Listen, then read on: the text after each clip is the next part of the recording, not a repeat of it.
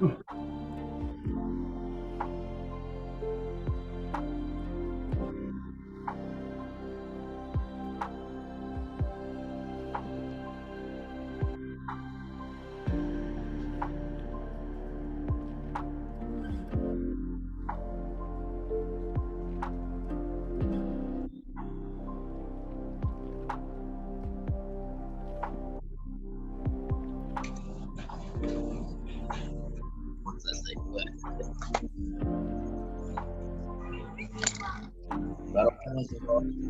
11.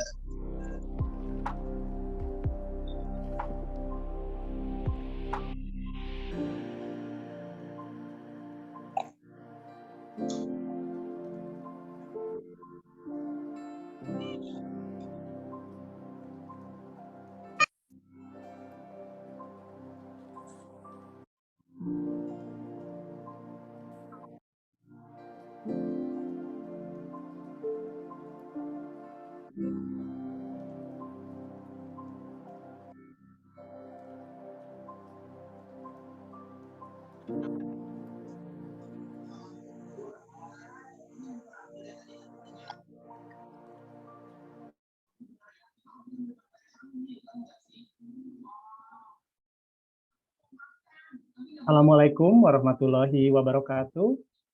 Selamat malam semuanya. Selamat datang di kelas Public Speaking for Educator. Sebelumnya, Maaf, Pak Ivan bisa di-unmute? Maaf. sudah mulai, Pak Dadan? Sudah. Oh ya. Baiklah, kita mulai. Assalamualaikum warahmatullahi wabarakatuh. Selamat malam semuanya. Selamat datang di kelas Public Speaking for Educator. Sebelumnya, marilah kita panjatkan puji dan syukur kehadirat Tuhan Yang Maha Esa. Berkat limpahan kasih sayangnya kita dapat hadir dalam webinar dengan tajuk Oops, I Did It Again. Hindari kesalahan umum dalam public speaking pada hari ini, Kamis 8 Juni 2023. Bapak Ibu yang berbahagia, kita ketahui bersama bahwa berbicara di depan umum merupakan salah satu aktivitas yang membutuhkan keberanian dan keterampilan. Artinya, untuk bisa tampil dengan percaya diri, menarik dan meyakinkan tidaklah mudah. Ada banyak kesalahan-kesalahan yang secara sadar atau tidak kita lakukan saat berpublic speaking. Kesalahan-kesalahan seperti apa yang kita lakukan, lalu bagaimana cara menghindarinya? Demikian adalah topik yang akan kita bahas pada kesempatan kali ini. Sebelum kita memulai, saya akan mengundang Bapak Dadan sebagai founder dari Kelas Kreatif Indonesia, sekaligus organizer dari webinar pada malam hari ini, yang akan memberikan introduction untuk kegiatan ini. Kepada Pak Dadan, disilakan.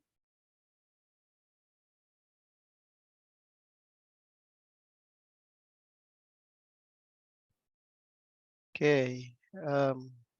Bismillahirrahmanirrahim. Assalamualaikum warahmatullahi wabarakatuh. Waalaikumsalam warahmatullahi wabarakatuh. Terima kasih Ibu dan Bapak semua. Selamat malam. Hari ini kita sesinya agak berbeda ya. Kalau biasanya agak sore, sekarang kita kegiatannya malam-malam gitu ya. Tapi alhamdulillah jumlah peserta sekarang sudah cukup banyak yang masuk ke ruangan Zoom. Oke. Mohon izin untuk berbagi layar Ibu dan Bapak. Oke, apakah sudah terlihat? Sudah, Pak. Sudah. Oke, sebentar ya.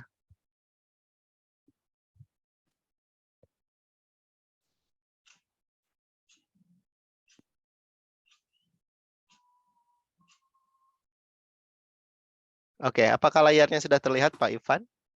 Sudah. Sudah, oke. Nah, Ibu dan Bapak, terima kasih banyak atas kehadirannya. Ini adalah kali kesekian ya kita berjumpa dalam sesi Public Speaking for Educators. Saya masih ingat pertama kali sesi Public Speaking ini dimulai dengan Pak Yusuf Chandra dulu Januari 2021. Sekarang di Juni 2023 kita berjumpa kembali dengan Pak Yusuf. Alhamdulillah ya Pak ya, 2 tahun lebih kita bersama-sama di sesi ini. Jadi sudah banyak pembicara, rekan-rekan, narasumber yang berbagi dengan kita semua. Karena saya yakin kita sebagai pendidik, sebagai guru, dan sebagai dosen, selain kita memiliki kemampuan untuk memahami materi, gitu kan, kita juga harus memiliki kemampuan dalam menyampaikan materi tersebut dengan cara yang menarik, gitu ya, sehingga siswa-siswi kita terus engage dengan pembelajaran di kelas kita.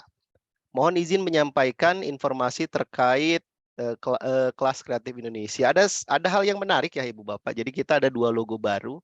Kita itu sekarang di bawah Kelas Kreatif Indonesia Foundation, Yayasan Kelas Kreatif Indonesia. Alhamdulillah di bulan Maret kita sudah berubah ya. Awalnya hanya berupa komunitas saja, sekarang sudah berupa yayasan.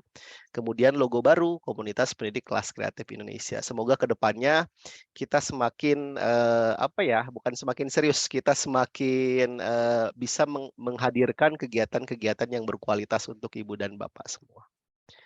Oke. Komunitas Pendidik Kelas Kreatif Indonesia adalah sebuah personal learning community, Ibu dan Bapak. Di dalamnya ada guru-guru, dosen, pemerhati pendidikan, ibu rumah tangga, siapapun yang peduli dengan pendidikan boleh bergabung di komunitas ini. Kita semua berkumpul di WhatsApp group ya. Walaupun ada Facebook dan Instagram, tapi kegiatan utamanya di WhatsApp group. Kemudian sejarahnya itu dibentuk tahun 2008 dengan nama Education Development Project, kemudian 2018 menjadi Kelas Kreatif, dan 2020 menjadi Komunitas Pendidik Kelas Kreatif Indonesia sampai dengan hari ini. Oke, visinya adalah sarana pengembangan profesional secara informal, Ibu dan Bapak, berbasis kolaborasi untuk kita saling berbagi. Alhamdulillah kita berada pendidik yang ada di kelas kreatif, ada yang dari Aceh, ada yang dari Pulau Jawa, ada yang dari Kalimantan, Sulawesi, sampai Papua. Jadi semua pulau besar, semua pulau kecil insya Allah terwakili ya. Ada sekitar 6.000 lebih kita di komunitas ini. Tujuannya tentu saja diharapkan kita semua menjadi lifelong learner. Kita terus menggali informasi-informasi, riset-riset, sehingga kita terus mengembangkan diri sebagai pendidik. Oke, ini adalah pengurus yayasan dari Kelas Kreatif Indonesia. Sering sekali rekan-rekan dari pengurus yayasan menjadi narasumber juga, menjadi moderator juga.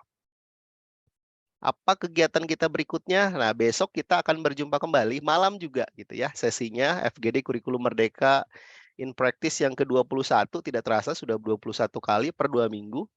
Besok itu agak refleksi ya, Ibu dan Bapak, karena akhir tahun ajaran juga gitu ya, sehingga judulnya adalah The Learning Journey So Far bersama dengan Ibu Dayang dan Ibu Neneng. Kemudian alhamdulillah kita sudah bekerja sama dengan British Council, kita akan mengadakan Padi Project, berfokus kepada differentiated instruction, tapi lebih advance lagi. Jadi Ibu Bapak yang berada di level atau pengajar SMP, siap-siap nanti boleh bergabung di kegiatan ini. Kemudian saat ini kita bekerja sama dengan Universitas Negeri Semarang untuk mengadakan program pengabdian pada masyarakat, khususnya pengajar bahasa Inggris kelas 11. Kegiatannya baru saja dimulai hari ini. Jadi ini undangan tertutup ya kalau untuk pengabdian pada masyarakat ini. Jadi hanya beberapa guru saja dari 6 provinsi yang kita undang. Itu saja perkenalan dari Kelas Kreatif Indonesia. Semangat belajar bersama Ibu dan Bapak. Terima kasih Ibu Imung, Pak Yusuf, dan Pak Ivan. Selamat malam. Malam. Terima kasih Pak Dadan. Sukses terus dengan kelas kreatifnya ya. Baik, telah hadir di tengah-tengah kita kedua narasumber, Pak Yusuf dan juga Ibu Imung. Sebelum saya persilahkan, saya akan memperkenalkan narasumber terlebih dahulu. Yang pertama yang akan menyampaikan sesi materi adalah Ibu Imung Hikmah dari Foster and Bridge Foundation. Beliau adalah seorang profesional dengan pengalaman karir lebih dari 20 tahun di bidang pengembangan dan pembelajaran, pengembangan organisasi, manajemen kinerja, komunikasi korporat, dan komunikasi pemasaran. Beliau sudah melatih ribuan orang, mulai dari remaja hingga eksekutif, tentang komunikasi, storytelling, change management, presentasi, dan bagaimana menjadi public speaker yang keren.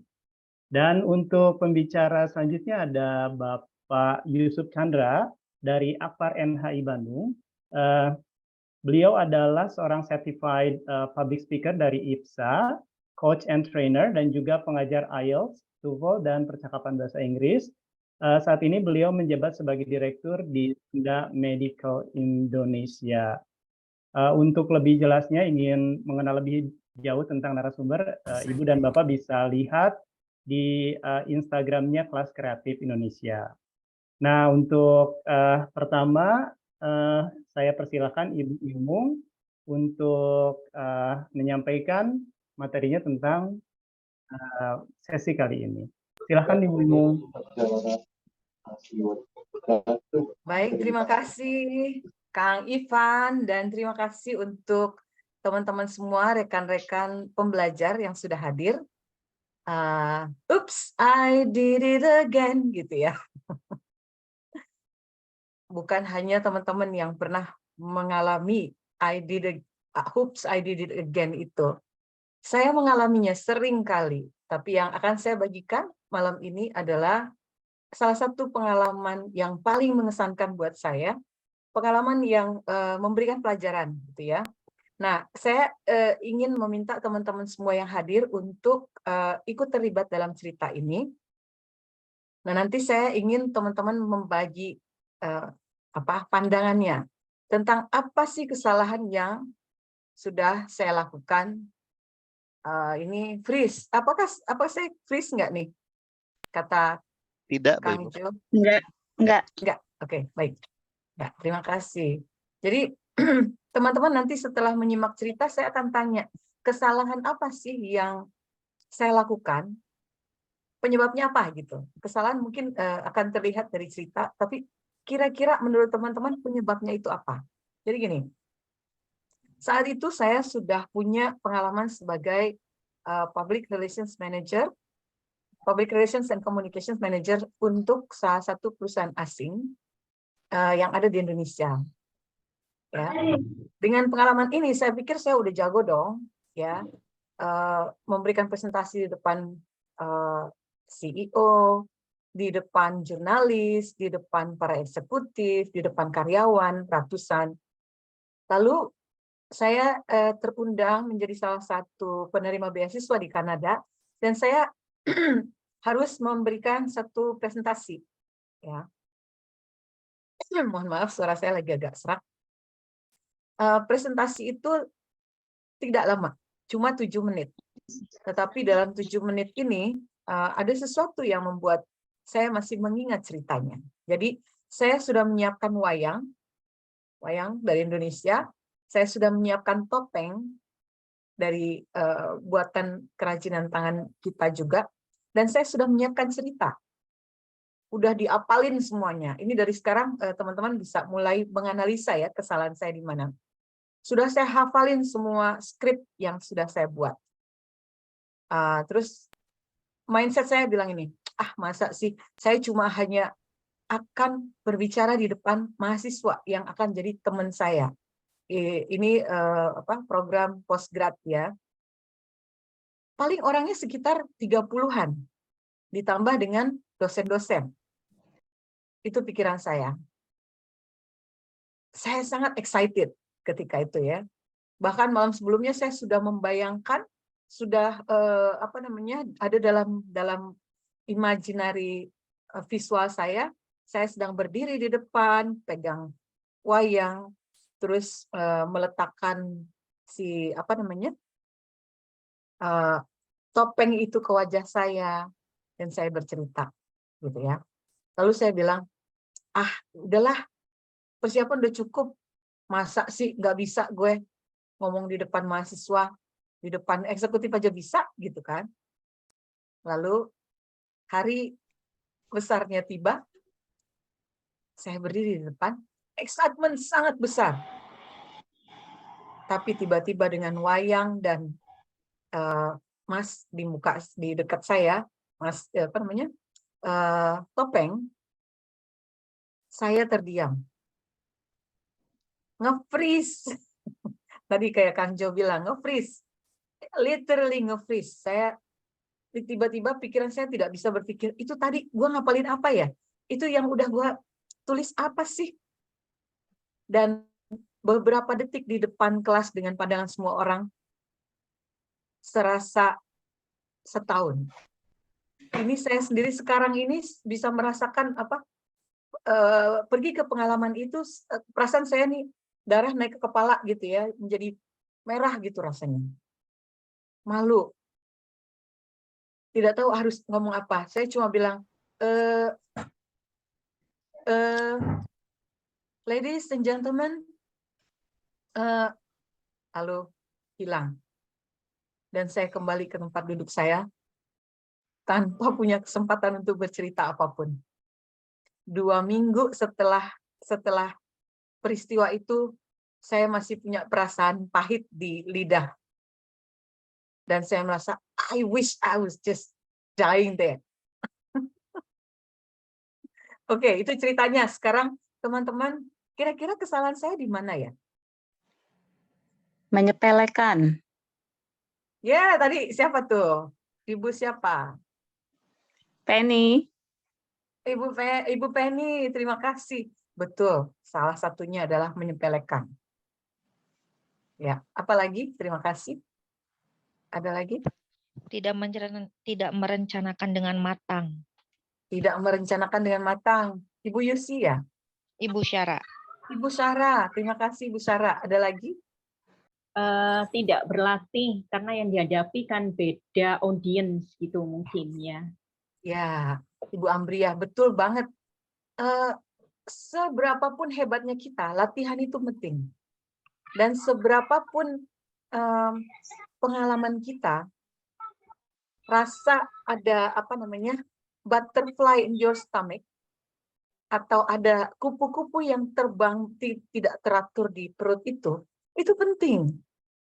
Ya, karena ini yang akan jadi teman kita untuk menjaga agar presentasi kita bisa berlangsung dengan sebaik-baiknya. Good point. Ada lagi? Oops, yes? Siapa? Tidak relax kali ya. Tidak relax, betul. Ibu Lasma, bisa jadi tidak relax ya, karena excitement yang terlalu besar. Ya, kemampuan kita untuk memanage energi itu juga penting. Karena kalau enggak energi yang rushing in terlalu banyak, terlalu kepingin keluar semua, akhirnya malah macet semua. Thank you. Ada lagi? Merasa cukup dengan apa yang dimiliki padahal tantangan berbeda. Nah, itu juga ya. Thank you Pak Syarif. Betul banget. Saya merasa, udah punya pengalaman ini cukup lah, masa sih nggak cukup modal begini, gitu ya. Akhirnya itu yang terjadi. Ya, Bu Lara? Too confident, I think. Yes. Ini bukan too confident, overly confident ya. When you're overly confident, you forget gitu ya. Jadi confident itu yang hebat, itu kalau ada competence dengan confidence-nya itu seimbang. Kalau overconfidence kadang-kadang kita lupa sama kompetensi kita. Dan kompetensi itu tidak hanya berhubungan sama pengalaman kan. Pengalaman saya berdiri di depan mahasiswa ini belum pernah. Ya kan? Saya belum membayangkan itu semula. Pengalaman saya berdiri di depan auditorium kampus itu belum pernah. Sehingga jadi mati gaya. Terjadilah apa yang disebut sebagai amigdala hijack. Pembajakan amigdala.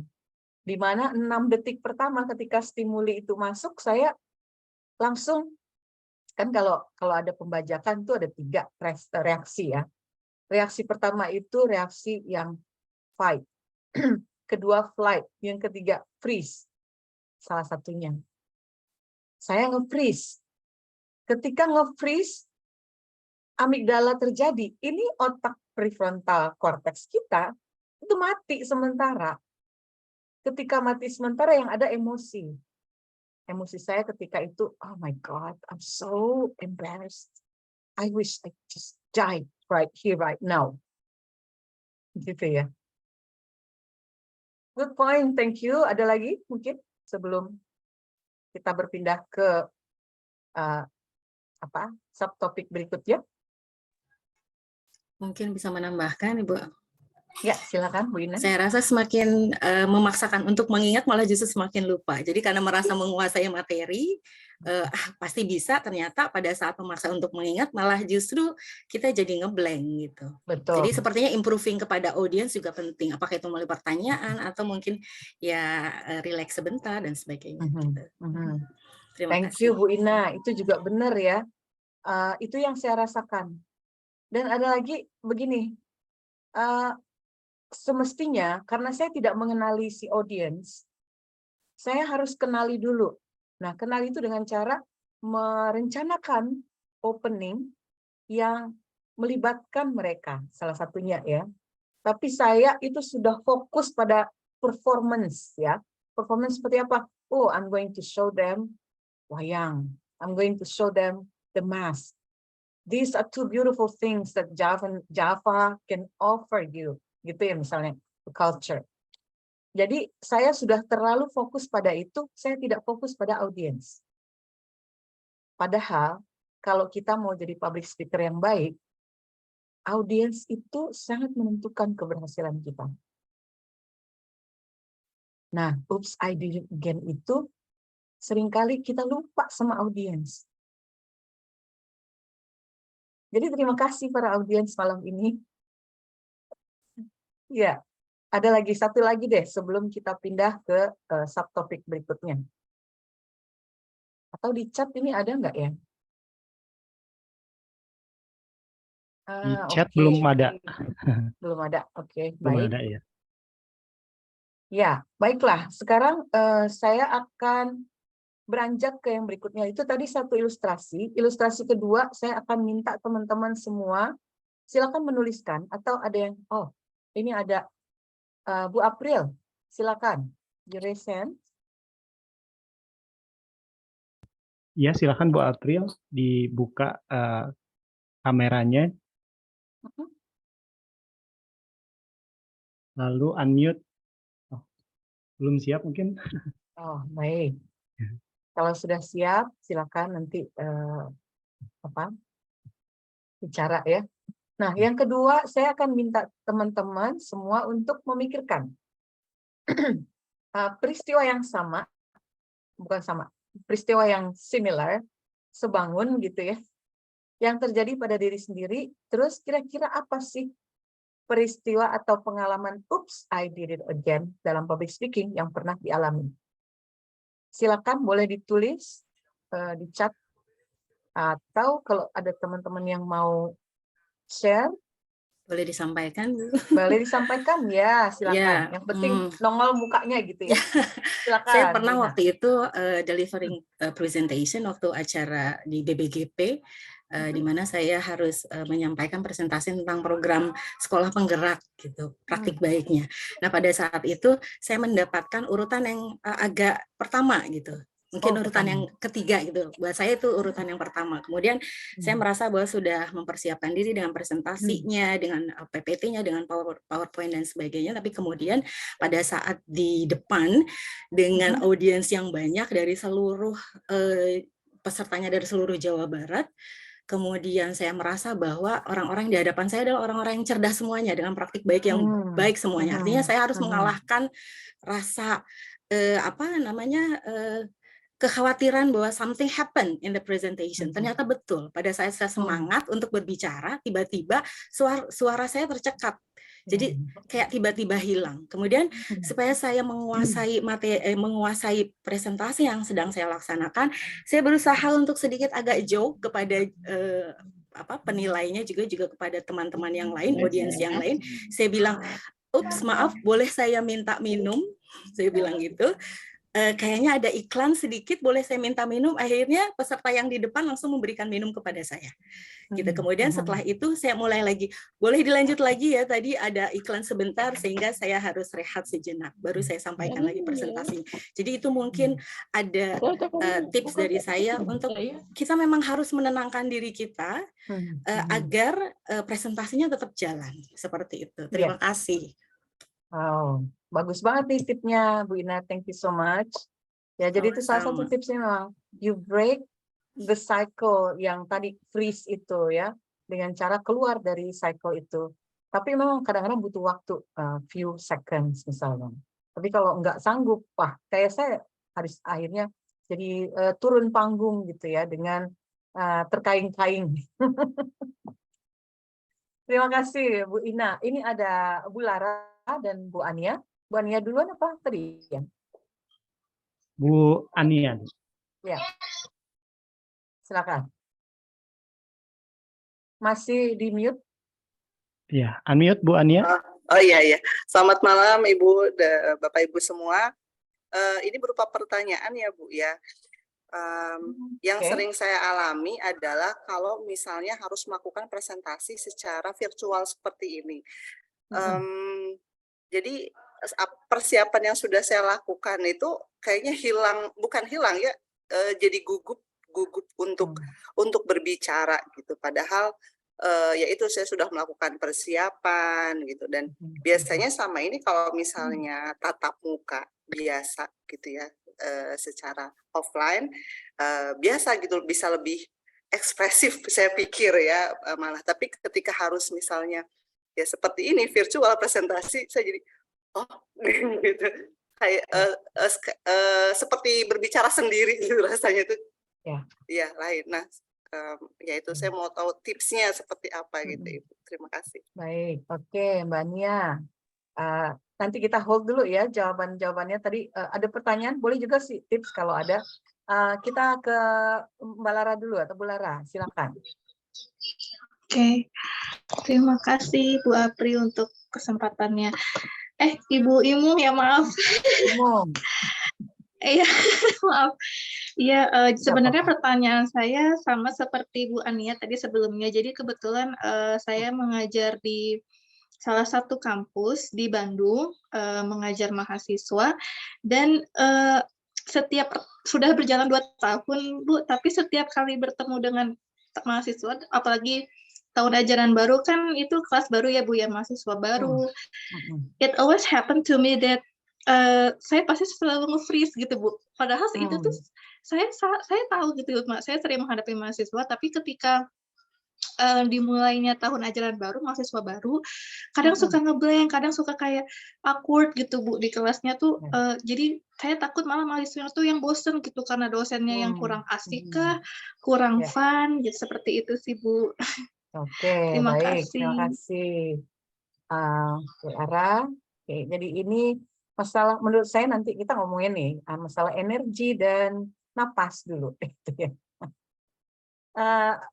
Pak Sarif, silakan. Baik Ibu, terima kasih atas kesempatannya. Perihal pengalaman ya Bu, ini sering kali saya dapati bahwasannya ketika saya menghadapi orang-orang yang memang dari segi level pendidikan itu di atas saya, dari segi jabatan struktural di atas saya, itu mempengaruhi tingkat percaya diri saya Bu, sehingga apa yang saya sampaikan itu menjadi seakan-akan nggak ada powernya, seakan-akan saya merasa kayak kurang berbobot dan nggak ada ketidakpuasan dari apa yang saya sampaikan. Karena terkadang itu membuat saya down sendiri, kayaknya orang ini di atas saya deh kemampuannya kayak gitu Bu. Itu gimana Bu ya untuk mengatasinya hal-hal seperti itu Bu? Oke, ini kita tutup dulu sebentar supaya saya nggak lupa dengan semua tadi komentar dan pertanyaan ya. Maksudnya kita tutup dengan pertanyaannya dan tanggapan. Di sini juga soalnya ada nih ya, Mas Ivan ya. Iya, betul, di inbox ada banyak. beberapa. Iya. Oke. Lupa urutan materi, kehabisan kata-kata, selalu siap tentang hal yang sebenarnya sudah kita tahu, tapi tiba-tiba speechless. Ini hampir sama tadi ya. Pak Amin, mohon ditunggu sebentar ya. Percaya diri tapi tiba-tiba hilang gitu. Terus suara tetap stabil. Cara ngatur nafas. Wah, ini Mbak Vita. Benar sama seperti kebanyakan common mistakes ya. Jadi moderator sudah ini Mbak Ibu Sunarmi, tiba-tiba ada berita pembicara tidak bisa hadir. Bagaimana akhirnya kita melakukan impromptu speech gitu ya. Lalu mengulang kata yang sama di akhir kalimat. Oke, baik, saya coba sedikit ini ya, sedikit bahas ini. Yang pertama confident atau PD. PD itu harus datang dari dua-duanya, kompeten dan confident. Kompeten datangnya dari mana? Dari pengalaman, dari exposure, ya, dan dari latihan. Kompetensi harus datang dari sana, dari pengalaman dan latihan. Tanpa itu, nggak ada pilot yang bisa menerbangkan pesawat meskipun dia sudah jago baca buku, terus menerbangkan pesawat langsung bisa. Nggak ada. Nggak ada orang yang jago teori berenang, tetapi belum pernah nyemplung ke sungai, ke kali, ke kobakan, itu terus langsung jago. Nggak ada. Ini semua sesuatu yang hanya bisa menjadi ketika kita berproses, gitu ya. Nah, prosesnya tiap orang beda-beda. Yang pertama menurut saya adalah kenali diri sendiri. Tipe orang seperti apa kita. Kalau untuk yang ekstrovert, biasanya ngobrol lewat sini nih, lewat online seperti ini tuh kesepian, ya. Karena saya ngerasain sendiri, kalau nggak saya kebanting-banting dari awal pandemi, dengan seringnya saya ngobrol seperti ini, saya pasti juga merasa awkward. Apalagi Bapak Ibu, saya itu jadi trainer yang lewat online seperti ini, itu 8 jam per hari. Kalau ada trainingnya seperti itu, biasanya selama 2 hari. Gimana nggak mau garing? Ya? Bagaimana saya bisa recharge my energy every time? Itu satu tadi, ya. Dengan bersenang hati, energi itu harus selalu bagus. Yang kedua, kurangi rasa khawatir. Yang ketiga, ini rahasia, tapi ya, ini kayaknya Bu Ina tadi yang tanya. Kok saya sama mahasiswa, Bu Lara ya, mahasiswa baru itu selalu awkward ya. Rahasianya, ini saya kasih tahu aja, rahasianya adalah sebelum ketemu mereka, bayangkan mereka dengan senyum. Sepele, right? Tetapi energi yang kita pancarkan hari itu berasal dari energi yang kita siapkan sebelumnya. Terus gimana kalau belum kenal namanya, belum tahu mukanya? Ya bayangkan aja ada wajah-wajah yang bahagia dan gembira bertemu kita. Bayangkan mereka akan mendapatkan sesuatu dari kita. Ya. Terus Pak Sarif tadi tanya, bagaimana kalau orang yang high level itu perasaan saya jadi merasa PD-nya itu menciut. Nah, ini juga saya dulu seperti itu, tapi saya menemukan bahwa ternyata kalau saya harus berhadapan dengan orang-orang yang C-level dan berhadapan dengan karyawan yang biasa, ternyata lebih sulit dengan karyawan yang biasa. Kenapa? Karena para C-level ini mereka adalah pembelajar sejati. Itu sebabnya mereka ada di puncak sana. Ya, they are passionate learners. Jadi mereka nggak lihat kita dengan sebelah mata gitu atau memandang rendah ke bawah, tidak seperti itu. They want us to be successful in what we say, because then they will get the benefits of our speech. Nah, yang lebih sulit sebenarnya yang biasa, tapi kita suka terbalik, gitu ya. Jadi harus percaya dulu. Percaya saya akan memberikan sesuatu untuk mereka. Saya ngecek dulu nih waktu saya gimana, Mas Ivan, Kang Ivan, saya.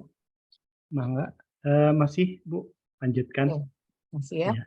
Baik, itu tadi masalah PD itu bisa didapat dengan tadi ya ada kompetensi yang terdiri dari latihan dan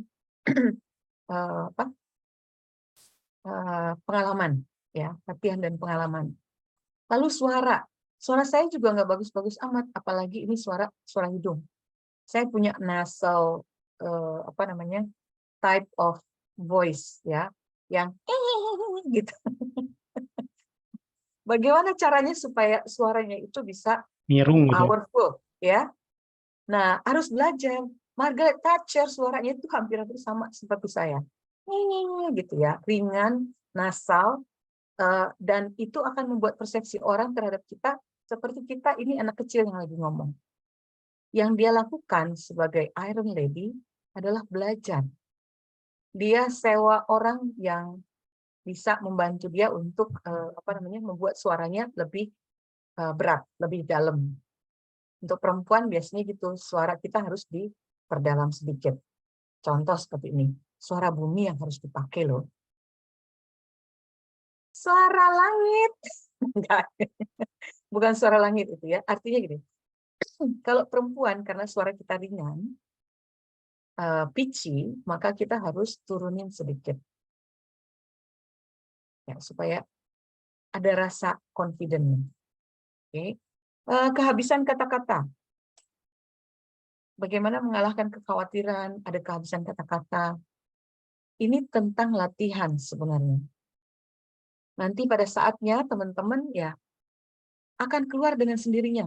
Kalau kita kreatif, the impromptu mood in our mind will come out and flourish. Nanti akan keluar berkembang gitu ya, blooming. Tetapi balik lagi, kuncinya sebenarnya latihan. Nah, Bapak Ibu pendidik, tentu saja setiap hari makanannya kan itu ya, mengeluarkan kata-kata, berpresentasi, speech.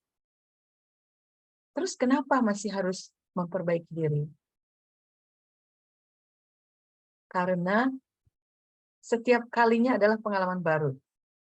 Satu. Yang kedua, barangkali apa yang sudah kita lakukan itu belum mindful, belum hasani. Ini singkatan yang saya otak-atik sendiri. Hasani adalah menghayati saat ini. Apakah ketika kita memberikan presentasi, memberikan speech, kita sudah menghayati saat ini. Ketika penghayatan itu ada, the energy comes up. You're gonna be more powerful than just giving a speech. Gitu ya. Oke. Pak Amin, karena dari tadi sudah raise hand, silakan. Boleh Pak Amin. Ya. Tolong Pak Amin sebutkan dari mana Pak? Barangkali. Assalamualaikum. Saya Amin. Waalaikumsalam. Selamat petang, selamat malam. Perkenalkan saya Amin Ibu, guru SMP Negeri 42 Semarang. Kebetulan nih saya baru dalam program guru penggerak Ibu Imung ya, mohon maaf Imung. Kami kemarin lokakarya pertama, lokakarya orientasi sebagai pengajar praktik, 3 orang di dalam pengajar praktik. Di sana ada sekitar 15 calon guru penggerak. Kami mengalami sedikit ya tadi freeze ya, ketika kemudian kami dijadwal di akhir sesi terakhir, sesi siang kali ya. Kemudian saya langsung, karena pertama kali, kemudian saya langsung memberikan lembar kerja. Kebetulan ada 3 lembar kerja yang harus dilaksanakan. Nah, itu saya berikan secara maraton, sehingga hal itu membuat mungkin agak kurang nyaman teman-teman calon guru penggerak. Nah, itu saya merasa bahwa enter point atau pintu masuknya mungkin kurang tepat, sehingga akhirnya mereka melakukannya dengan terpaksa. Terus bagaimana untuk lokakarya berikutnya supaya kami nanti kalah sampai dengan lokakarya 6 nanti, sehingga tetap bisa nyaman dan lebih baik dari sebelumnya. Terima kasih Ibu Imung. Oke, Pak Amin. Itu juga penyakit kita nih, para speaker. Ya, saya sebagai trainer juga sering kali punya penyakit ini. Penyakitnya namanya TMI. Ada yang tahu TMI itu apa? Bukan TNI ya, TMI. Too much information. Seringkali kita memperlakukan audiens kita itu seperti tempat sampah. Kita gabrukin semuanya di situ. Semua informasi itu. We are not helping them. We are not helping us. Ya. Jadi kita harus pelit-pelit Pak dalam memilih apa yang terbaik yang bisa saya sajikan dengan berorientasi pada pada audiens kita. Kalau ada tugas, lihat dulu saya punya waktu berapa lama ya. Contoh, kalau saya punya waktu cuma 5 menit. Berapa lama saya bisa menyampaikan suatu pesan dalam waktu 5 menit? udah ada jeda, udah ada AO, udah ada keringetan gitu ya, udah ada respon dari itu semua 5 menit kita punya berapa butir pesan bisa sampai ke audiens kita. Kalau dikasihin semua itu sama seperti kita tidak memberikan apa-apa. Give them all, you give them nothing. Ya. Be kind to them by giving what they need, what they can digest, what they can take. Ya. Jadi misalnya 5 menit berarti ada satu aja key message-nya apa? Apa yang kita inginkan dari audiens? Apakah cuma informasi, apakah dia terinspirasi, atau kita harus menggerakkan mereka? Ketika menggerakkan lebih berat lagi, pekerjaan Pak Amin lebih berat tuh, karena menggerakkan mereka untuk melakukan sesuatu. Nah, yang paling berat, jangan taruh di akhir, karena energinya udah agak capek. Kalau mau taruh di awal, buatlah sebuah permainan. Kalau lokakarya itu mungkin waktunya bisa lebih panjang, kasih semacam game atau permainan. Ya. Atau pertanyaannya itu apakah tugasnya, maksudnya tugasnya itu memang harus semua dilakukan. Jadi sebagai pembicara, sebagai public speaker, sebagai trainer, kita harus lihat lagi apakah tools yang kita berikan itu sudah ada 3 tepat. Tepat sasaran, tepat takaran, tepat tujuan. Ya, tepat sasarannya siapa orang-orang ini? Kedua, tepat masih ingat nggak? Tepat takaran, ya. Yang kedua tepat takaran. Takarannya pas nggak? Kalau waktunya cuma 5 menit, kita kasih 5 key messages. Iya, ambiar itu kepala. Gitu ilustrasinya ya Pak ya. Mungkin kalau nanti Pak Amin mau ngobrol-ngobrol lagi, bisa kita ngobrol lewat WA atau yang seperti itu, saya akan share tipsnya ya Pak ya. Iya. Siap Ibu. Ya. Terima kasih Mas Eka. Kembali. Nah, untuk ini ada apa? Bagaimana cara suara tetap stabil? Balik lagi untuk kestabilan suara, untuk kejernihan berpikir, untuk tidak grogi, dan untuk energi yang gampang disalurkan ke orang lain. Yang pertama-tama, nafas kita harus bagus. Kalau kita pakai nafas dada, nafas yang shallow atau nafas yang dangkal, tentu aja ini pasokan oksigen kita dan CO2-nya nggak bisa membantu kita. Sama kayak kalau kita mau ke Jawa dari Jakarta, dipakein bensinnya cuma sedikit. Nggak sampai ke sana. Ya. Untuk sampai, maka bensin kita, yaitu oksigen, itu harus dimasukkan dengan cara yang benar, dikeluarkan dengan cara yang benar. Saya pernah ada sesi sebenarnya tentang bernafas dengan cerdas, ya. Mungkin nanti bisa diulang kalau banyak yang meminta kembali, tapi mohon maaf karena waktunya kita terbatas, saya tidak bisa mempraktekannya di sini. Gitu ya. Iya. Iya, Bu Imung, terima kasih sekali ini, banyak sekali ilmu dan tips-tips ya tentang ini public speaking. Tapi sayang sekali ini waktunya, mungkin kita harus berbagi dengan Pak Yusuf, ya. Pak Yusuf, bagaimana? Sudah siap? Mangga, silakan. Oh, mangga. Silakan Pak. Terima kasih kepada Pak Ivan atas waktunya dan selamat malam kepada para pengajar, dosen, dan public speaker. Maaf, suara saya jelas? Jelas Pak, jelas. Terima kasih. Jelas Pak. Melanjutkan pembicaraan Ibu Imung tadi mengenai 2 hal, yaitu kompeten dan confidence. 2 hal yang sangat penting supaya kita menjadi seorang public speaker yang berwibawa dan didengarkan. Betul sekali, karena seorang public speaker itu harus memiliki wawasan yang luas.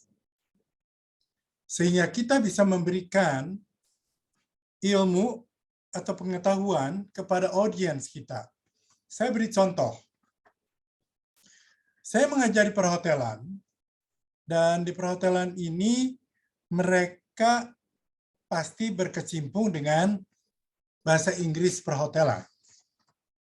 Bagaimana kita bisa mengajarkan bahasa Inggris di anak-anak perhotelan kalau kita tidak pernah tahu tentang hotel, tidak punya wawasan yang luas tentang hotel, tidak punya pengetahuan tentang hotel. Murid-murid kita, mereka lebih banyak mengetahuinya. Oleh karena itu, saya setuju sekali dengan Ibu Imung, kita harus menguasai bahan itu. Itu yang pertama. Kita menguasai kosakata yang akan kita berikan, karena kosakata inilah yang dipakai di hotel. Dan bukan kosakata yang dipakai di sehari-hari yang lain. Yang kedua, yaitu tadi confidence. Bagaimana kita bisa percaya diri. Itu yang harus kita pelajari. Ada banyak sekali tips-tips untuk how to be confident. Yang pertama, suara. Tadi suara sudah dibahas oleh Ibu Imung. Bagaimana kita melatih suara kita. Bagaimana suara kita harus jelas, tidak menggumam. Kemudian cara menarik nafas, cara mengeluarkan nafas kita. Juga tadi Ibu Imung sudah menyinggungnya, memang betul sekali ketika kita akan muncul berbicara di atas panggung, itu biasanya di belakang layar, kita berlatih pernafasan. Tarik nafas dalam-dalam, keluarkan, tarik nafas lagi, keluarkan, sehingga begitu kita muncul dengan tenang, dengan wajah yang sumringah. Pandangan mata, itu yang sangat penting. Ketika kita berbicara dengan audiens, kita harus menatap mata mereka. Jangan melihat ke atas atau ke bawah. Sama kalau kita berbicara di Zoom ini, yang harus kita perhatikan bukan melihat ke layar, tetapi melihat ke kamera. Itu yang biasanya lupa. Kita ngelihatnya ke layar kita, sehingga audiens itu tidak merasa kita melihat kepada mereka. Kalau kita melihat kepada kamera, audiens itu merasa dihargai. Dan kita kelihatan lebih pede. Ini bicara soal confidence kan tadi. Hal lain adalah dengan tangan ini. Ada yang berbicara bahwa tangan kita harus selalu terbuka. Open hands. Kenapa? Ada yang menyimpan di belakang atau di dalam saku. Itu menandakan bahwa kita tidak siap untuk bicara. Atau ada yang disembunyikan. Sehingga tangan kita harus bebas berbicara, terbuka, itu mempengaruhi sekali. Saya sering sekali melihat dosen-dosen atau pembicara-pembicara lain, itu yang tangannya selalu masuk ke dalam saku. Atau menutupi depan celana itu. Itu yang oops, I did it again. Kadang-kadang kalau kita nervous, kita lupa sesuatu, kita melakukan itu. Bagaimana caranya supaya tidak melakukan itu? Yaitu dilatih. Kembali ke Ibu Imung tadi bilang berlatih. Karena public speaking ini hubungannya berlatih, berlatih, dan berlatih. Saya masih ingat ketika saya pertama kali bergabung dengan klub Toastmasters, klub public speaking, di mana saya melihat Ibu Imung bicara dengan enak di atas panggung. Saya waktu itu pemula, saya bilang, kok bisa ya? Itu orang bicara dengan mata menatap audiens, kemudian cara berdiri yang tegak, yang rileks. Ternyata ketika saya tanya Bu Imung, apa kuncinya? Berlatih, Pak. Dengan berlatih pasti akan nyampe ke situ. Nah, ini yang hal-hal seperti ini yang kecil menurut saya, atau menurut bapak-bapak, ibu-ibu juga, tetapi yang sangat mempengaruhi confidence kita. Sehingga ketika kita muncul di panggung, kita akan berbicara tidak ngeblank lagi. Tadi Ibu cerita di awal, sudah bawa wayang, bawa topeng, freeze. Nggak tahu harus ngomongin apa. Karena Ibu kurang confidence. Mungkin kurang berlatih, mungkin kurang pernafasan, dan sebagainya. Nah, di sini saya ingin bicara banyak mengenai delivery, cara penyampaian kita. Yang harus kita pelajari juga yang lain adalah body language. Bagaimana kita mengatur tubuh kita.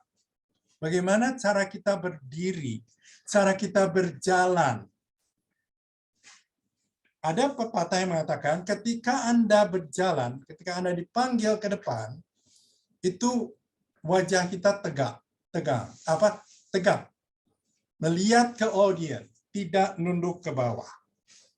Dari berjalan saja, audiens sudah tahu bahwa ini pembicara yang percaya diri. Atau, ini pembicara yang malu-malu, pastinya nggak ada ketakutan. Nah, di sini kita mungkin juga ketakutan dikatakan, kok sombong amat sih berjalan tegap, melihat kiri kanan? Bukan. Di sini menunjukkan bahwa I am confident. I know what I'm going to say. Itu salah satunya. Atau jangan kelebihan menggunakan gerakan tangan kita. Karena akhirnya audiens akan lebih melihat ke gerakan tangan kita daripada ke pembicaraan kita. How to do that? Dilatih lagi. Berlatih, dan berlatih. Kami berlatih, saya dan Bu Imung berlatih di klub ini lebih dari 15 tahun. Hanya untuk melatih body language, vocal variety, posing. Nah, posing ini sangat penting. Kadang kita sebagai guru juga lupa. Kita bicara seperti kereta api tanpa jeda. Itu yang membuat orang menjadi nggak ngerti apa yang diomongin. Karena kalau kita ingin menekankan satu kata itu penting, kita harus jeda. Misalnya, saya mengatakan, saya perlu ban Tuan Ali.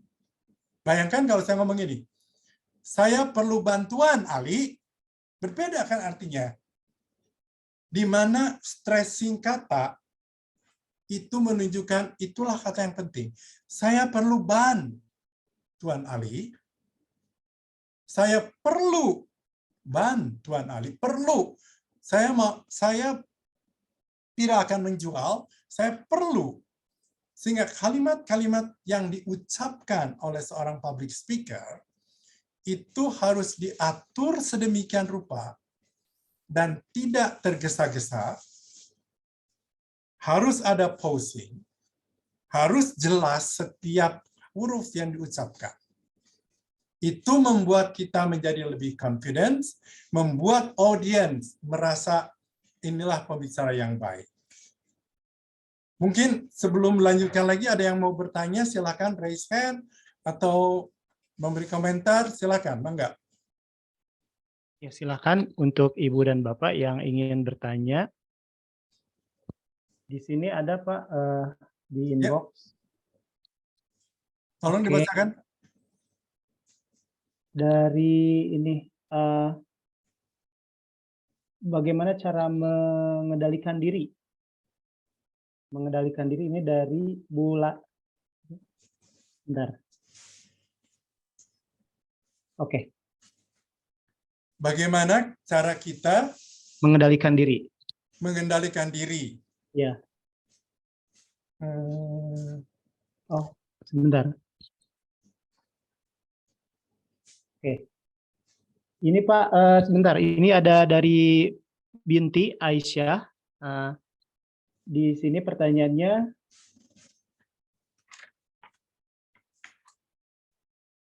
oke. Kenapa ya? Sebentar Pak. Kenapa ya saya terbiasa kalau bertemu dosen atau izin dan menyapa itu menunduk? Itu salah atau benar? Tapi kadang saya merasa orang lain menjadi underestimate dengan penunjukan body language saya tadi. Pada dasarnya, ketika kita bicara dengan anyone, siapa saja, mata kita harus memandang mata mereka. Karena kita berbicara dengan Anda. Saya tidak bicara dengan tanah, tidak bicara dengan pohon, tapi dengan Bapak atau dengan Ibu. Jadi intinya, eye contact kita harus tertuju kepada eye contact dia. Untuk melatihnya, biasanya kita bicara di hadapan audiens, kita lihat keningnya. Seakan-akan kita melihat mata mereka. Lama-lama turunkan, kita melihat mata mereka. Itu juga perlu latihan. Karena kalau kita terus-menerus menunduk, bicara menunduk, menyapa dosen menunduk, itu akan selamanya begitu. Oh, itu menjawab? Baik, baik. Terima kasih, Pak. Ini ada satu lagi, mungkin Miss Vita bisa ini langsung saja di open mic. Ini Pak, kalau misalnya katanya memegang benda agar tangan tidak masuk ke saku bagaimana? Memegang benda yang tidak ada kepentingannya sebetulnya tidak boleh. Coba kita latih dengan tangan kosong kita berbicara di depan panggung. Dan tangan ini jangan tetap tidak boleh masuk saku atau ke belakang. Harus open hand, karena open hand ini tanpa memegang sesuatu apapun, itu menunjukkan bahwa I am open. Saya terbuka. Silakan apa yang Anda ingin tanyakan. Jadi kalau bisa tidak memegang apapun. Karena ketika kita memegang sesuatu, pulpen misalnya, dan lupa itu akan menunjuk dengan pulpen, itu tidak sopan. Jadi, it's better you have barehanded but open. Ya. Baik, baik. Ada pertanyaan lagi mungkin dari yang lain? Masih ada waktu? Oh ya. Jadi bagaimana Pak nih untuk, oh ya dari Ibu Delara. Silakan Ibu Delara. Silakan Ibu. Terima kasih Pak Yusuf. Maaf mau bertanya. Ini terkait dengan pengajaran Pak. Jadi ketika kalau dosen itu Pak terkadang ada mahasiswa yang bertanya, lalu kita tidak tahu gitu Pak jawabannya. Nah kalau terkadang saya itu untuk menjawab maaf saya tidak tahu. Itu seperti gengsi gitu Pak, karena kan seorang dosen itu kan harus punya wibawa gitu ya Pak ya. Jadi kalau misalkan nanti saya sedang presentasi atau apa, lalu ada audiens yang bertanya dan saya belum mengetahui jawabannya, itu baiknya sebagai seorang public speaker atau seorang pengajar yang baik, kita menjawabnya seperti apa ya Pak? Terima kasih. Terima kasih Ibu. Ini saya teringat ketika saya kuliah di IKIP dulu, ada seorang dosen profesor doktor. Ketika ditanya the meaning of the word, arti kata ini apa Pak? Dia tidak tahu. Dia terus terang mengatakan, maaf, saya belum pernah melihat, mendengar, membaca kata itu, dan saya berjanji, begitu saya balik ke dalam kelas ini, saya akan memberikan jawabannya. Jadi saya rasa itu jauh lebih acceptable by the students ketika kita mengatakan bahwa memang saya nggak tahu dan saya akan mencari tahu dan saya akan kembali memberikan jawaban itu pada Anda daripada kita berpura-pura tahu memberikan jawaban yang nggak benar, dan ternyata murid itu tahu jawabannya. Jadi bisa aja murid itu mencoba kita. Jadi lebih baik kita mengatakan, I'm sorry, at this moment I don't know that word, I'm coming back and tell you the meaning of that. Dan itu saya rasa bisa lebih diterima oleh siswa. Karena kan kita sebagai manusia juga punya keterbatasan. Enggak, walaupun dosen sudah profesor doktor, tidak semuanya tahu semua kata-kata dalam otak dia. Gitu, Bu. Thank you, Pak Yusuf. Sama-sama. Oh iya, terima kasih Pak. Ini ada 2 lagi, tapi sepertinya waktunya terbatas ya. Kita kasih kesempatan untuk Bu Ina deh dulu ya. Hatur nuhun Pak Ivan. Tadi menambahkan dari Bu Lara, itu juga it happens to me when I was at class gitu, karena itu biasa terjadi di kelas pada saat ada pertanyaan dari siswa, and then kita tiba-tiba nggak tahu jawabannya. Tips dari saya adalah kita berusaha untuk mengajak siswa untuk mencari tahu. Well, do you know the answer from this one atau this question, for example? Jadi saya tanyakan dulu kepada siswa. Kita sama-sama, jadi siswa diajak untuk bereksplor, mencari tahu supaya critical thinking mereka tumbuh. Baru setelah itu nanti kita konfirmasi lagi. Biasanya saya begitu. Oke, tadi jawaban dari kawanmu seperti ini. Nanti kita coba konfirmasi lagi. Saya akan coba baca-baca atau cari tahu lagi apakah yang disampaikan itu benar atau tidak. Jadi seperti itu, Pak Pun. Hatur nuhun. Mohon. Terima kasih, Bu. Bagus sekali. Kita membawa murid yang lain ikut terlibat untuk belajar. That's a good idea. Baik, Pak. Nah, sekarang kita ini juga ya, invite Bu Imung juga untuk terlibat. Nanti rekan-rekan, teman-teman di sini boleh bertanya, ditujukan kepada Pak Yusuf ataupun Ibu Imung. Ya, silakan. Mungkin kita mulai dari Bu Lasma ya. Bu Lasma, silakan. Sudah raise hand. Ya, terima kasih. Salam kenal Pak Yusuf dengan Bu Imung. Yang ingin saya tanyakan itu Bu adalah Lasma dari mana? dari Lampung, SMA Negeri 4, Oh, Bandar silakan. Lampung. Iya, yang ingin saya tanyakan adalah budaya kita itu kan bukan budaya yang tatap mata saya terus bisa ngomong dengan lancar ya Pak ya. Dan itu menurut saya agak sulit untuk melatih anak-anak untuk bisa memiliki rasa percaya diri. Kalau saya menatap mata mereka juga lama-lama, Bu, saya ada salah ya Bu ya, gitu kan. Jadi waduh, memang mukanya agak galak kan muka saya ini. Jadi bagaimana cara kita supaya bisa dengan peserta didik itu bisa baiklah komunikasi. Terima kasih, Pak. Iya, silakan. Mau Bu Imung atau Pak Chandra? Pak Yusuf? Pak Yusuf dulu deh. Oh, Pak Yusuf ya. Terima kasih Bu Lasma. Begini Bu, saya pengalamannya ngajar di hotel, di mana saya mengajarkan anak orang-orang yang akan bekerja di kantor depan. Saya mengatakan kepada mereka, tetap kita harus memandang mata mereka. Siapapun orang itu. Apakah yang datang orang asing atau orang Indonesia, ketika mereka komplain ke Anda, jangan ngelihat ke komputer, tapi pandang dia. Itu tetap saya ajarkan, karena kita orang-orang hotel itu harus berhubungan dengan orang lain. Baik orang Indonesia maupun orang asing yang datang, pandanglah mereka. Minimal tidak ngelihat mata, kita takut ngelihat keningnya saja.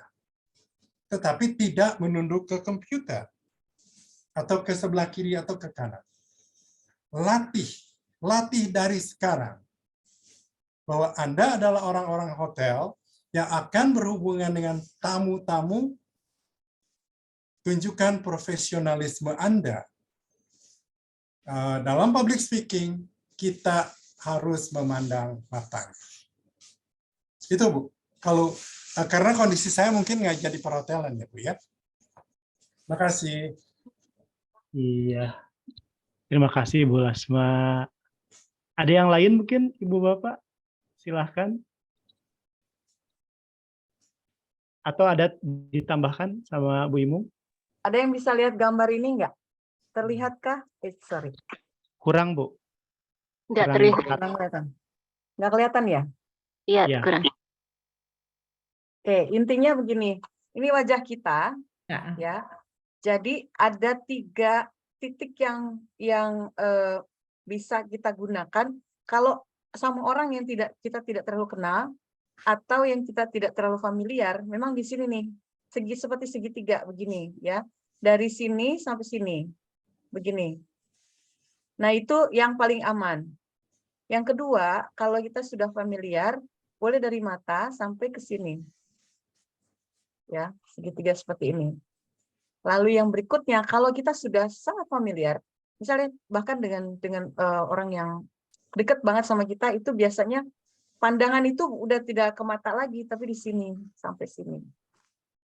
Ya, itu salah satunya. Jadi benar Pak Yusuf bilang tadi, kita lihat aja di sini kalau tidak nyaman. Tapi sekali lagi, ke orang Indonesia kan ada tingkat-tingkatan ketidaknyamanan gitu ya. Kalau guru mungkin sebaiknya jangan terlalu lama kalau menatap. Meskipun bukan guru ya, misalnya kita memberikan public speaking. Ketika kita ngomong, itu jangan terlalu lama di satu tempat. Perhatikan berapa lamanya. Kalau saya diam, diam menatap selama beberapa detik. 1 detik itu seperti ini. 1000. 2 detik, 1000, 2000. Itu sudah cukup lama loh. Ya. Jadi jangan kelamaan, karena kalau kelamaan itu jadi intimidating gitu kan ya. Gitu kira-kira. Jangan lupa ketika menatap juga ininya ikutan rileks, ikutan senyum, sehingga yang terlihat adalah tatapan yang friendly, bukan tatapan yang intimidating atau tidak nyaman gitu. Iya. Menarik sekali ya Bu ya, apalagi kalau ada gambarnya ya yang ilustrasi tadi yang segitiga itu. Mungkin lain kali kalau ada kesempatan lagi ditunjukkan ya Bu ya. Mudah-mudahan ada kesempatan lagi yang lain. Mungkin teman-teman yang lain yang ingin berdiskusi silahkan. Ini ada pertanyaan nih dari Bu Aisyah. Aisyah. Iya, bernapas yang baik itu dari mana ya? Tadi Ibu mengatakan kalau lewat dada, oksigen nggak cukup. Nggak cukup. Kadang ya saya itu kalau presentasi dan lebih dari 10 menit, suara saya bergetar katanya. Dan itu terdengar seruangan. Saya malu presentasi tapi saya lanjutkan dan itu bikin gemetar tangan juga. Ya, benar. Kalau oksigen nggak cukup, semua juga nggak cukup. Otak kita nggak punya amunisi yang cukup untuk berpikir jernih. Badan kita nggak punya energi yang cukup, oksigen yang cukup untuk mengeluarkan energi yang menyenangkan. Ya, jadi bernapas itu ini secara umum ya, bernapas yang baik dan benar itu harus sampai ke diafragma. Diafragma itu adanya di mana? Kalau saya berdiri itu sampai ke sini nih, ya. Bukan hanya di sini. Kita banyak bernapas di sini, akhirnya jadi tadi yang saya bilang shallow breathing. Bagaimana caranya? Mungkin yang pertama-tama, perhatikan ketika kita rebahan. Ketika rebahan itu kita bernapas dengan diafragma, perut kita. Ya. Jadi ini yang harus teman-teman perhatikan. Hasani, menghayati saat ini ketika rebahan, begitulah nafas yang natural. Tapi 8 jam nafas yang baik kita tidur, terus 16 jamnya kita napas udah kayak mobil yang pakai gas, digas, terus direm, digas, direm setiap saat. Dengan shallow breathing tadi, maka yang ada kita, mobil itu jadi gampang rusak. Gitu. Jadi PR-nya teman-teman, terutama Bu Aisyah, mungkin dengan memperhatikan pola bernapas ketika sedang rebahan. Dulu ya, kalau nanti mau ngobrolin ini secara terpisah, silakan juga ngobrol dengan saya lewat WA atau di sosial media. Oh iya, terima kasih Bu ya. Kalau untuk ini Bu, berdiri dengan duduk itu lebih cepat habis mana tuh ini ya oksigennya? Oke, nah oksigen lebih cepat mana habis, tidak peduli mau duduk mau berdiri, kalau napasnya sudah buruk, dia pasti akan cepat habis. Satu itu. Yang kedua, bernapas yang cepat-cepat. Jadi perhatikan, ini PR kedua mungkin ya buat teman-teman, perhatikan dalam 1 menit, berapa banyak pernapasan yang kita lakukan. Ambil, buangnya itu berapa banyak. Kalau sampai di atas 20, itu biasanya kita prone to illness ya, rentan terhadap penyakit. Nah, idealnya itu bisa 6 sampai 8 lah kali ya. 6 sampai 8 itu udah jago banget kalau bisa seperti itu. Ya. Tapi yang normal orang biasanya 12, 14 dalam 1 menit. Napas in and out. Ya. Jadi kalau pasokannya kurang bagus, mau duduk mau berdiri sama aja. Terus yang kedua, pada saat kita emosi, itu gampang keluarnya. Emosi apa? Emosi tadi nervous. Nervous itu bikin kita cepet boros napas. Marah, kesel, apalagi confused, sama. Dia akan boros, cepat keluarnya. Caranya supaya nggak boros, ya? Khawatir juga ya? Yes, khawatir juga. Jadi supaya tidak seperti itu, ini dua-duanya itu kayak nggak ketahuan siapa ayam atau telur yang duluan. Ya, apakah napas ataukah ini yang duluan? Mereka saling tergantung. Jadi yang bisa kita lakukan adalah dengan memperlakukan nafas kita melalui hayati saat ini. Yang kedua, pakailah nafas diafragma. Tadi PR-nya tadi yang ke-1 kan perhatikan nafas kita ketika rebahan.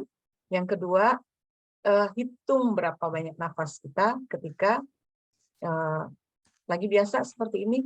Nafas normal kita tuh berapa kali sih? Ini bisa panjang ya, nanti mungkin kita bisa bikin sesi khusus tentang ini. Ya. Sesi khusus tentang nafas ya. Ya. Nafas untuk para para pendidik atau public speaker. Ya. Baik. Masih ada waktu, silakan Ibu dan Bapak. Ada Ibu Asri yang bertanya, Pak. Oh iya, silakan. Ibu Asrinya ada nggak ya? Di chat ada tadi. Di chat ya. Bisa open ini enggak? Ini Bu Astri ya, maksudnya. Ya. Oh iya, ini ada nih Bu Astrinya, silakan. Selamat malam Pak Yusuf dan Bu Imung, izin bertanya. Ya, Masya Allah, tadi saya sangat disayangkan terlambat, namun ketika masuk mendengar Bu Imung dan Pak Yusuf menjelaskan begitu tenang, begitu enak begitu mendengarnya. Tadi sekilas Bu Imung mengatakan suka boros, kayaknya saya sering boros napas karena terlalu excited, sering berkeringat pula. Tadi Bu Imung dari kecepatan, Pak Yusuf juga sama kecepatan, dan itu enak sekali. Terima kasih. Pertanyaan saya begini Bu Imung dan Pak Yusuf, bagaimana cara menghadapi dengan baik tanpa menyinggung gitu ya untuk audiens yang dominan, baik saya ketika di kelas ataupun di pertemuan-pertemuan umum lainnya begitu. Kadang ada yang sepertinya tertarik gitu dengan acara yang kita bawakan, tapi ini ketika di cut gitu kayaknya nggak enak, bagaimana strateginya, mungkin begitu. Itu saja pertanyaannya. Terima kasih Pak Yusuf dan Bu Imung. Ya. Bu Astri dari mana Bu Astri? Oh iya, mohon maaf, saya dari Sumedang. Oh iya, silakan Pak Yusuf ya.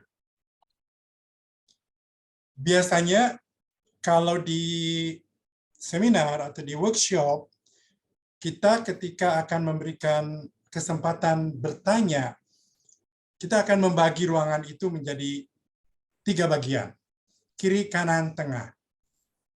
Dengan begitu, kami akan memberikan kesempatan kepada yang duduk di sebelah kiri. Setelah itu ke sebelah tengah dan sebelah kanan. Itu menghindari dominansi dari orang yang bertanya. Daripada kita mengatakan, sudah Bapak berhenti dulu, saya mau ke yang lain. Lebih baik kita membagi dulu dari awal. Bisa bagi 3 atau bagi 4, sehingga di sini tidak menunjukkan bahwa saya nggak mau didominasi oleh seseorang di sebelah sini. Gitu. Itu salah satunya. Mungkin Ibu Mimung punya trik yang lain juga. Oh iya, terima kasih Pak Yusuf. Ya, sama sih, ada di precondition first. Jadi kita bisa bilang pertanyaannya saya membuka pertanyaan itu 3 orang misalnya, atau 3 pertanyaan dari 3 orang yang berbeda. Jadi ketika kita precondition that, then people will know mereka ada harus dibatasi gitu. Baik Bu Imung, terima kasih. Terima kasih. Terima kasih. Terima kasih Bu Astri. Silakan yang lainnya, kita masih diskusi lagi yang lain mungkin. Ya, Bu Syara silakan open videonya. Ya, baik, bismillah. Bapak dan Ibu izin bertanya. Tadi sangat banyak sekali ilmu yang saya dapatkan, masukan-masukan untuk menenangkan diri gitu ya. Karena dalam seminggu ke depan ini saya juga punya agenda untuk berpresentasi di hadapan kepala sekolah begitu ya Pak ya Bu. Nah pertanyaannya, kalau tadi kan memang eye contact itu sangat penting begitu ya, menatap itu sangat penting dalam berkomunikasi gitu. Tapi disinggung juga oleh Bu Imung tadi, jangan terlalu lama untuk menatap gitu ya, karena takut terintimidasi. Enak sih kalau audiensnya santri begitu kan ya, siswa gitu kan, banyak bisa saling bergantian gitu. Tapi nanti saya berpresentasinya itu di hadapan para manajemen dan satu orang gitu Pak. Nah bagaimana caranya untuk menjaga eye contact ini gitu kan, sedangkan tidak ada audiens lagi gitu di ruangan itu. Terima kasih. Iya. Terima kasih Bu Syara. Silakan. Silakan Bu Imung. Iya. Jadi eye contact kita, emang itu seni sih ya, bagaimana mengatur eye contact kita sehingga gerakan yang kita lakukan itu halus. Jadi nggak begini, gitu ya. Tapi halus. Cara halusnya itu ada yang tergantung nanti di ruangannya seperti apa. Kita bisa pakai yang Zoro, Z gitu ya. Kalau ruangannya besar, orangnya banyak, kita pakai gini, kayak menyapu gitu ya, menyapu dengan huruf Z contohnya. Atau dengan mercusuar seperti ini. Bisa berhenti di satu tempat dan dengan perlahan pindah ke tempat lain. Tapi jangan abrupt, jangan tiba-tiba ya. Kecuali ada yang bertanya tiba-tiba dari sebelah sana. Nanti Bu Safa bisa bilang gini, sebentar ya Pak, lalu berpindah matanya ke mata yang lain. Bagaimana kalau mereka semua diam dan saya tetap harus menatap? Tataplah, yang pertama adalah dengan soften your your eyes, inilah pandangan matanya gitu ya. Jadi supaya nggak terkesan kita tegang. Gitu. Kalau itu harusnya dari dalam sih ya, dari dalam itu nggak boleh kita udah bukan malas tapi udah tegang duluan, udah this is so uncomfortable gitu ya. Kalau itu yang kita jejelin ke otak kita, maka tubuh itu akan merespon dengan bilang okay, you are uncomfortable, you are uncomfortable. Nanti itu akan terlihat, energinya juga akan terasa. Tapi kalau, oh ini menyenangkan, saya punya kesempatan untuk engage secara one-on-one, face-to-face. Dalam hati kadang-kadang ini ada ya, aku ingin kamu bahagia. Dengan doa seperti itu, ini bukan saya loh yang ngomong, ada satu ahli, dia menulis buku namanya Search Inside Yourself. Ada yang sudah familiar dengan buku itu? Barangkali ya. Chade Meng Tan. Dia seorang insinyur sebenarnya, tapi dia bekerja untuk Google. Dan di Google karena sifatnya yang senang gitu ya, bergaul, dan dia selalu membawa keceriaan, energinya bagus, selalu bagus. Maka akhirnya dipindahin. Jadi penyambut tamu-tamu agung yang datang ke Google. Yang artinya energi dia tuh cukup besar, cukup confident untuk bertemu dengan kepala negara, artis-artis kesohor dunia misalnya datang ke, atau para ilmuwan, orang-orang orang-orang yang hebat yang datang ke sana. Dan dia bilang gini, pada saat kita bertemu seseorang dan di dalam benak kita sudah bilang gini, aku ingin orang ini bahagia. Maka secara ajaib, tanpa kita harus berusaha keras, itu energi akan datang ke orang itu dan bisa tercipta, ya, terjalin gitu. Hubungan, ini bukan hubungan macam-macam ya. Yang dimaksud adalah terjalin energi yang bagus. So sweet katanya Mbak Astrid. Boleh Bu Imung boleh Latihan. diulang tadi? Ya. Boleh diulang kalimat yang tadi, ya, afirmasinya. Ya. Afirmasinya di dalam hati aja ya. Saya ingin kamu bahagia. Saya ingin kamu bahagia. Nggak usah bilang doa atau apapun. Tetapi ini afirmasi, ini doa sebenarnya. Ini energi. Yang saya latih, ya, suka lupa sih. Kalau pagi saya bersepeda, saya ketemu dengan orang-orang yang saya tidak kenal.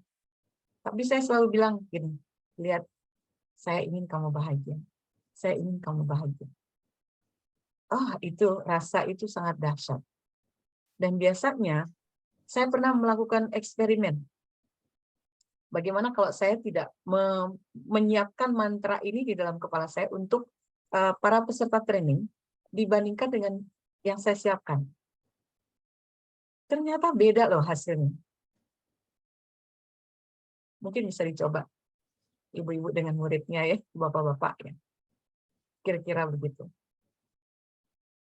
Oke, baik. Wah, sangat bermanfaat sekali ya. Ini saya jarang sekali Bu pakai afirmasi, sehingga kadang-kadang ya udah asal berjalan seperti itu. Padahal penting ya Bu ya untuk share energi ya. Iya. Baik, ini ada mungkin terakhir ya, Miss Vita nih, raise hand. Silakan Miss Vita. Terakhir. Ya. Terima kasih. Ya, selamat bisa ininya kameranya. Baik. Ya. Terima kasih Pak. Selamat malam Ibu Imung. Malam. Malam. Bapak Yusuf. Mbak Vita. Malam. Bu Vita. Iya. Tadi saya sempat sedikit telat masuknya. Ya.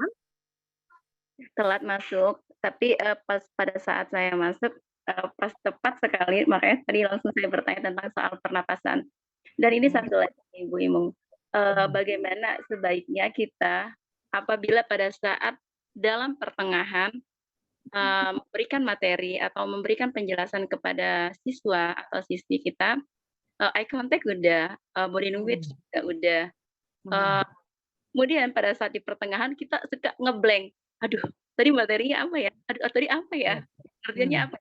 Kadang kita juga susah sekali untuk menguasai materi yang ingin kita sampaikan ke siswa. Nah, tipsnya gimana cara kita agar kita mengatasi pada saat ngeblank di tengah-tengah. Itu aja, Bu. Wah, terima kasih pertanyaannya. Ini penyakit kita semua orang, termasuk saya ya.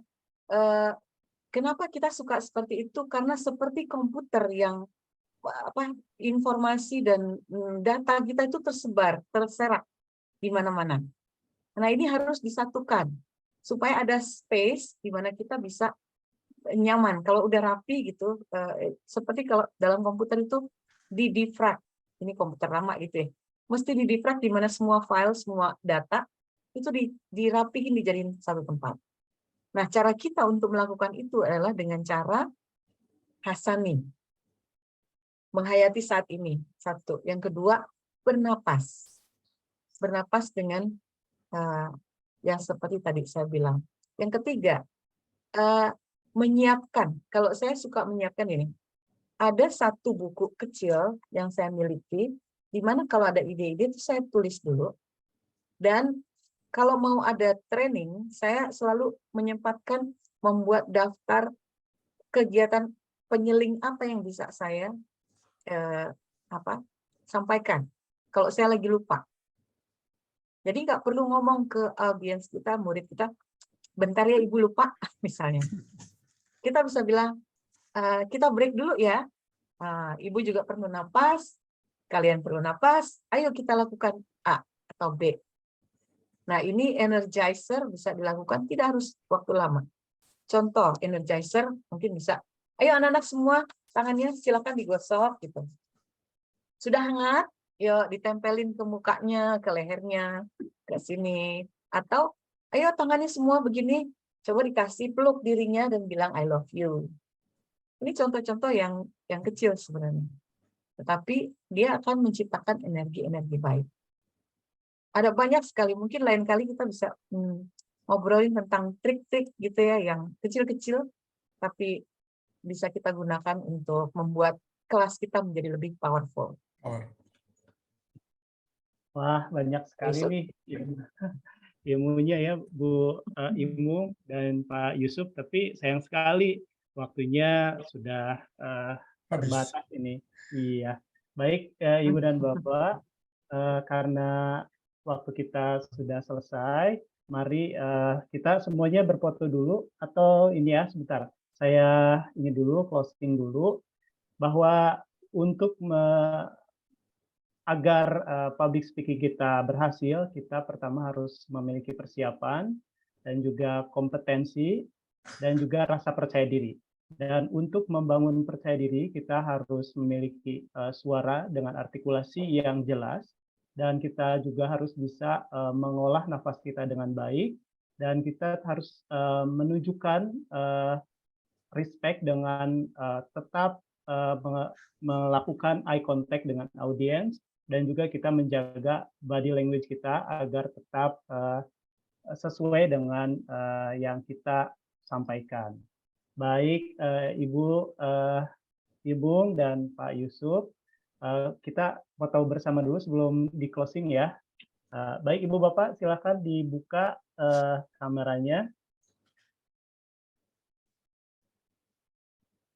Oke, wait, sorry. Oke, wait. Pak Dadan bisa bantu? Boleh, saya halaman depan ya, Pak Ivan ya. Ibu Dilanjut Bapak, aja, Pak. ya. Semuanya aja, Bapak. Siap. Punten, Pak, punten. Punten, Pak, ini Bapak. sedikit error. Siap. Ibu Bapak boleh berikan senyum terbaiknya. Silakan ya. 1, 2, 3. Oke, saya save dulu. Ini manual soalnya di fotonya. Maaf ya. Boleh, terima kasih Pak Trisnendri. Sangat membantu. Hitungan saya Bapak Ibu. Mohon untuk tidak chat dulu ya, gitu ya, tutup wajah. Hitungan dari saya 1, 2, 3. Kita pindah ke layar berikutnya. 1, 2, 3. Masih layar 1, 2 lagi. 1, 2, 3. Ya, terakhir 1, 2, 3. Terima kasih. Baik, alhamdulillah. Terima kasih Pak Trisnendi. Alhamdulillah rangkaian acara kita sudah selesai. Semoga apa yang disampaikan tadi dan juga diskusi yang terjadi bisa meningkatkan kemampuan kita dalam public speaking. Kami ucapkan terima kasih banyak untuk Pak Yusuf Chandra dan Ibu Imung Hikmah. Mudah-mudahan di lain kesempatan kita bisa bertemu kembali ya dengan sesi yang lain ya. Yang tadi banyak anak ininya ya, sub-subnya yang mungkin kalau dibahas lagi akan lebih panjang lagi gitu. Saya ucapkan juga terima kasih untuk Ibu dan Bapak yang sudah hadir dan juga Pak Dadan sebagai organizer dari acara ini dari Kelas Kreatif Indonesia. Saya Pak Ivan Sofian, mohon maaf apabila terjadi kesalahan dalam penyampaian diskusi ini. Terima kasih Ibu dan Bapak. Wassalamualaikum warahmatullahi wabarakatuh. Waalaikumsalam warahmatullahi wabarakatuh. Waalaikumsalam warahmatullahi wabarakatuh. Pak Yusuf, Pak Ibu. Pak Ivan, terima kasih. Ya, sama-sama. Terima kasih Terima Bapak. kasih Pak Ya, Imung. terima kasih. Bu Imung terima kasih Pak Terima Yusuf. Pak. Pak Dadan hatur nuhun Terima Pak kasih Ivan. semuanya. Hatur nuhun. Thank you.